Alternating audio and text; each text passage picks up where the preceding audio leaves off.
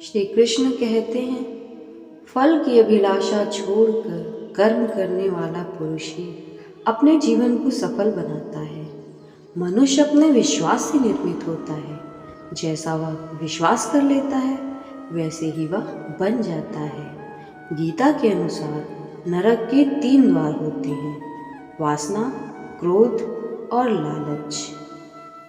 मन अशांत है और इसे नियंत्रण करना कठिन है, लेकिन अभ्यास से इसे वश में किया जा सकता है।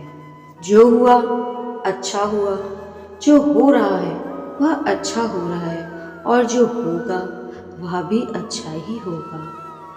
श्री कृष्ण कहते हैं, मैं सभी प्राणियों को एक समान रूप से देखता हूँ। मेरे लिए ना कोई कम प्रिय है ना ही ज़्यादा, लेकिन जो मनुष्य मेरी प्रेम पूर्वक आराधना करते हैं वे मेरे भीतर रहते हैं और मैं उनके जीवन में आता हूँ।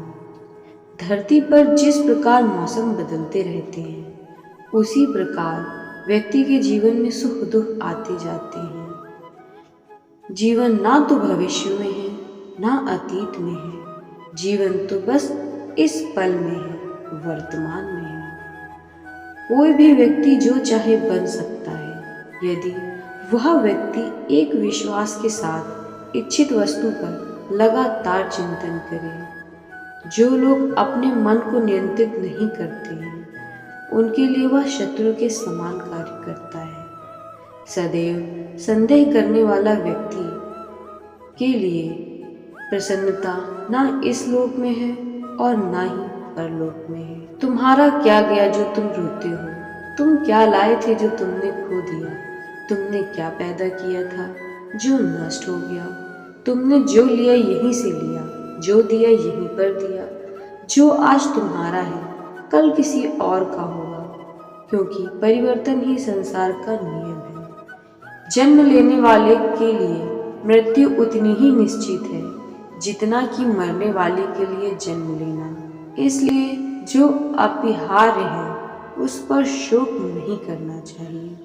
जो कोई भी व्यक्ति जिस किसी भी देवता की पूजा विश्वास के साथ करने की इच्छा रखता है, मैं उस व्यक्ति का विश्वास उस देवी देवता में दृढ़ कर देता हूँ। वह व्यक्ति जो सभी इच्छाएं त्याग देता है और मैं और मेरा की लालसा की भावना से मुक्त हो जाता है, उसे अपार शांति प्राप्त होती है।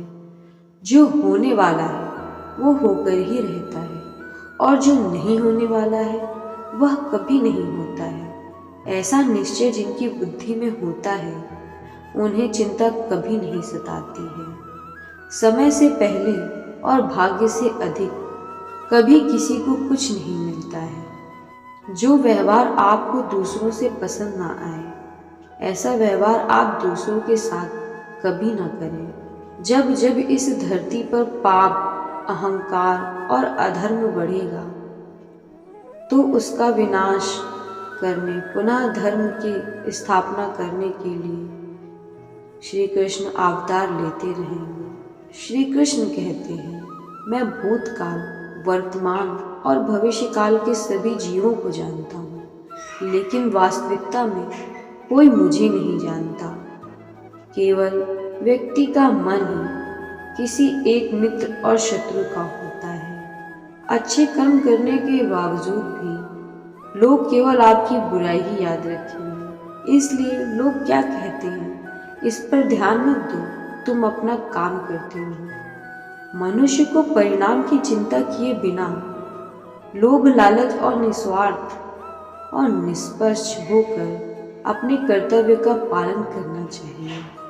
मानव कल्याण ही भगवत गीता का प्रमुख उद्देश्य है। इसलिए मनुष्य को अपने कर्तव्यों का पालन करते समय मानव कल्याण को प्राथमिकता देना चाहिए।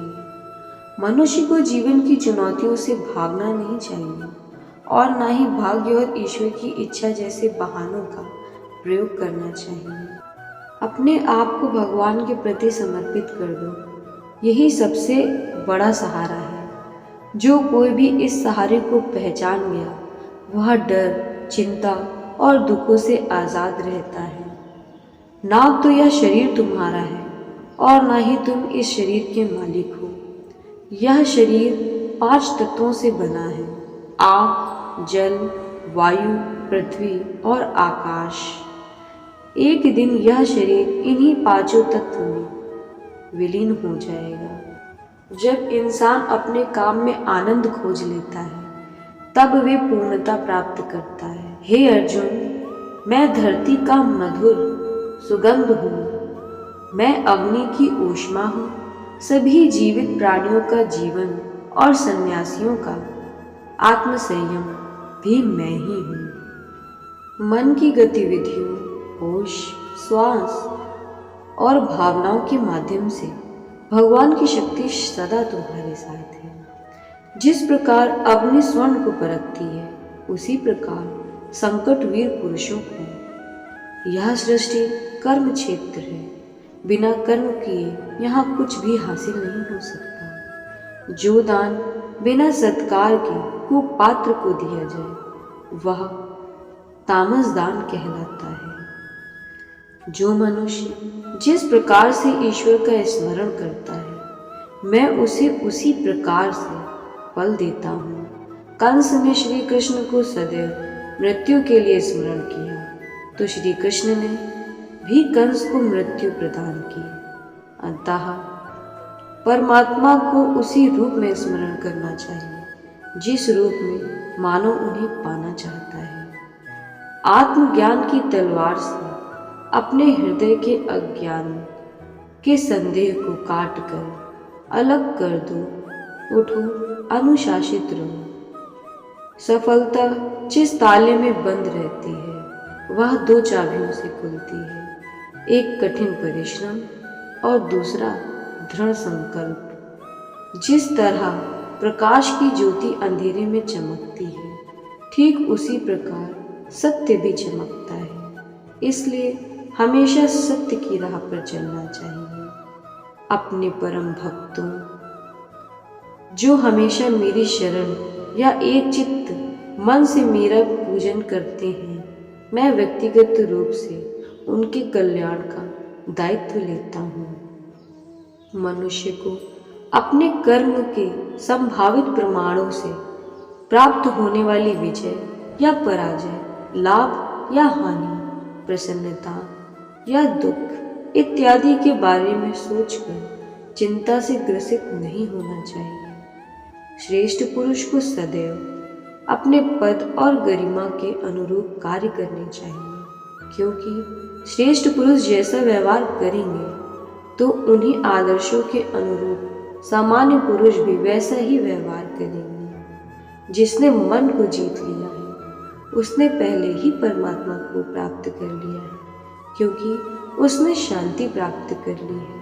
ऐसे मनुष्य के लिए सुख, दुख, सर्दी, गर्मी और मान अपमान एक जैसे हैं। मनुष्य का मन इंद्रियों के चक्रव्यूह के कारण भ्रमित रहता है, जो वासना, लालच, आलस जैसी बुरी आदतों से ग्रसित हो जाता है।